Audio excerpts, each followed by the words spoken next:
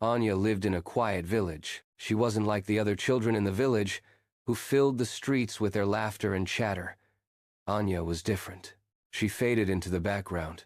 She rarely spoke, her eyes danced away from contact, and her best companions were the books she carried as if they were treasures. Though Anya's heart was kind and her mind as sharp as a needle, she was paralyzed by self-doubt. Every interaction felt like a test she'd surely fail. What would they think of her? Would they laugh if she said something foolish? It was safer to remain silent than take the risk. Her parents loved her dearly, but they didn't always understand her. They often compared her to her outgoing cousins when they visited. "Look at Mira," her mother would say. "She's always so confident and friendly. Why can't you be more like her?" Anya would lower her head, her cheeks flushed with embarrassment, and retreat to her room. Their words like weights added to the chains of uncertainty around her. One rainy spring afternoon, Anya's teacher announced an upcoming village talent competition. It was all anyone could talk about.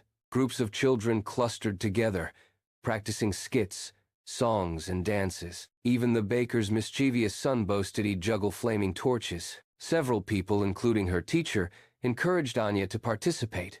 "You're so creative," they said. "Why not share one of your poems?" But the very idea made her chest tighten. The thought of standing on stage, all those eyes on her, was terrifying. That evening, Anya found herself by the village lake, her usual place of solace. Watching as the water mirrored the sky's fading light, she whispered to herself, "If only I could be someone else, someone brave." Her words didn't go unheard. An old traveler, wrapped in a tattered cloak and carrying a wooden staff, happened to be passing by. He sat on a nearby rock and smiled kindly. "I once wanted to be someone else too," he said. His voice was calm, like a river flowing smoothly through rocks. "But I learned something. Courage isn't who you are, it's what you do. It's a habit, like tying your shoes or braiding your hair. It grows stronger every time you use it. Would you like to try something for 3 days?" Anya hesitated, but then nodded. Something about the Manhi's presence, his sincerity, felt safe. "Good," the traveler said. "Then here is your first step. Day 1. Stand in front of a mirror. Look into your own eyes and say 5 good things about yourself." That night, Anya closed the door to her room and stood before her small mirror. Her own reflection seemed like a stranger. Her mouth dried up, and she couldn't find the words. But then, remembering the traveler's advice, she whispered, "I'm kind." It felt strange to say. Still, she tried again. "I care about others." A faint smile crept onto her lips. "I'm a good listener. I'm creative. I'm thoughtful." By the 5th thing, something shifted inside her flicker. A tiny hint of warmth and pride. It wasn't much, but it was there. Day 2. Speak to 5 people today. Just say hello and ask how they're doing. This was harder. The next day, Anya avoided people as usual, but by mid-afternoon she took a deep breath and approached a neighbor gathering onions from her garden. "Hello," she said quickly. "How are you today?" The woman looked up, surprised, but smiled warmly. "Oh, I'm well, dear. Thank you for asking." Emboldened, Anya greeted the butcher at his stall, a friend of her father's in the square, and even the grumpy old shoemaker, who merely grunted in reply. Some people smiled. Some didn't respond, but none of them laughed at her. None of them judged her. By evening, she realized something remarkable. The world hadn't ended because she opened her mouth. It was a small victory, but it mattered. Day 3.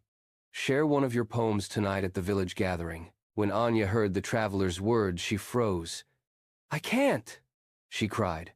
"What if I forget the words? What if they laugh at me?" The traveler tilted his head, his eyes twinkling with gentle mischief. "Or what if they're inspired by you? What if they see the beauty in your words?" The anxiety didn't leave her.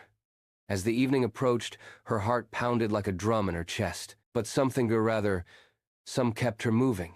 Perhaps it was the traveler's strange, quiet faith in her. Reluctantly, she brought her notebook to the village square, clutching it like a lifeline. The town square was alive with light and sound. Juggling flames soared through the air, and children twirled in colorful costumes. Anya sat in the shadows, certain she could slip away unnoticed. But when her name was finally called, something perhaps the tiniest seed planted in her heart 2 days ago made her stand. Trembling, she climbed onto the stage, her legs weak beneath her.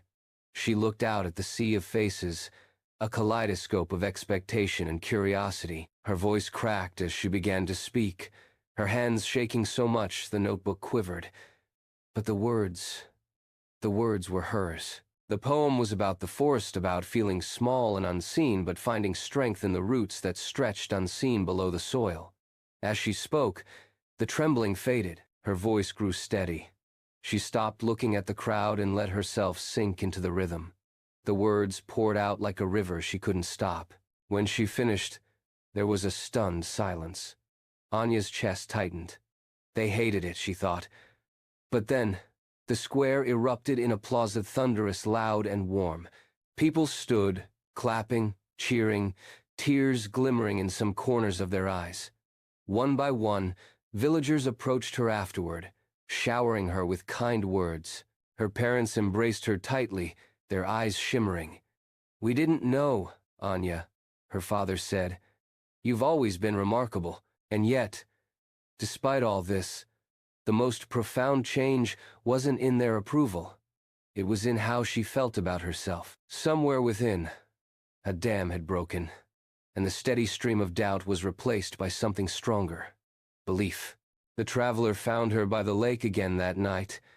He chuckled as he approached. "Well, how does it feel to be brave?" Anya smiled at him. A real smile this time, no longer weighed down by the invisible chains. "I thought I needed to be someone else," she said. "But I just needed to believe in me." The old traveler smiled back, resting his hand on her shoulder. "The quietest stream can carve a canyon in time. Remember that." As he walked away and disappeared into the night, Anya stayed by the water, her reflection in the ripples no longer a stranger. Moral: fear whispers, "You're not enough." Confidence whispers louder, "Try anyway." You don't have to change who you are to be brave. Courage is built step by step, belief by belief. Even the quietest voice can echo across the hearts of many.